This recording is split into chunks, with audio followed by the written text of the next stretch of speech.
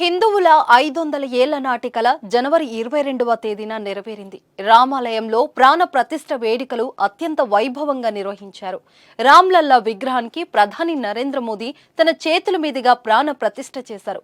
వేద మంత్రోచ్చరణల మధ్య బాలరాముడు కొలువుదీరాడు. బాలరాముడి దివ్య రూపం చూసి అందరూ మంత్రముగ్ధులయ్యారు. దివ్య ఆభరణాలు, అందమైన దుస్తులతో అలంకరించిన రామ్లల్లా విగ్రహం అందరి దృష్టిని ఆకర్షిస్తుంది. Gautam neuro care, brain stroke, migraine, fits, brain and spine surgeries కి బెస్ట్ న్యూరో సర్జన్. ఈ కార్యక్రమానికి దేశవ్యాప్తంగా సినీ, రాజకీయ, పారిశ్రామిక ప్రముఖులు తరలివచ్చారు. ఆ రోజు అయోధ్యతో పాటు దేశవ్యాప్తంగా ఆధ్యాత్మిక శోభ నెలకొంది. ఈ వేడుకను దేశ విదేశాల్లోనూ భక్తులందరూ టీవీ, సోషల్ మీడియాతో పాటు వివిధ మాధ్యమాల ద్వారా వీక్షించారు. అయోధ్యకు స్వయంగా వెళ్లలేని భక్తులు ఎక్కడెక్కడ పూజలు చేశారు.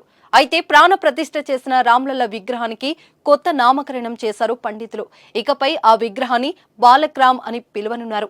రామ్లల్లా విగ్రహం 5 ఏళ్ల బాలుడిలా నిలబడిన భంగిమలో ఉన్న రాముని సూచించడంతో ఈ పేరును పెట్టారు.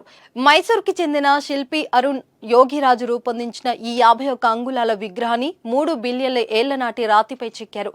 సాలగ్రామ రాతితో చేసిన ఈ విగ్రహం చూస్తే ఎవరైనా మంత్రముగ్ధులు కావాల్సిందే.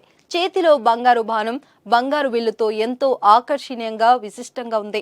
రాముడి విగ్రహం చుట్టూ విష్ణుమూర్తి దశావతారాలు ఉన్నాయి. వాటితో పాటు విగ్రహం దిగువన ఒకవైపు హనుమంతుడు, మరోవైపు గరుడ దేవుడున్నాడు. తామర పువ్వు మీద రాముడి విగ్రహం నిలబడి ఉంటుంది. ఈ విగ్రహం తయారీకి ఒక రాయి మాత్రమే ఉపయోగించారు. అందుకే ఇది ఏకశిల విగ్రహంగా రూపొందించింది. 1000 సంవత్సరాల వరకు చెక్కు చెదరకుండా ఉంటుంది. నీరు, ఇతర ఏవైనా వస్తువుల వల్ల ఎటువంటి ప్రతికూల ప్రభావం ఉండదు. వాటి వల్ల విగ్రహానికి ఎలాంటి హాని జరగదు. ఇక మంగళవారం నుంచి సాధారణ భక్తులకు శ్రీరాముని దర్శన భాగ్యం కల్పించడంతో అయోధ్య ఆలయం రద్దీగా మారింది.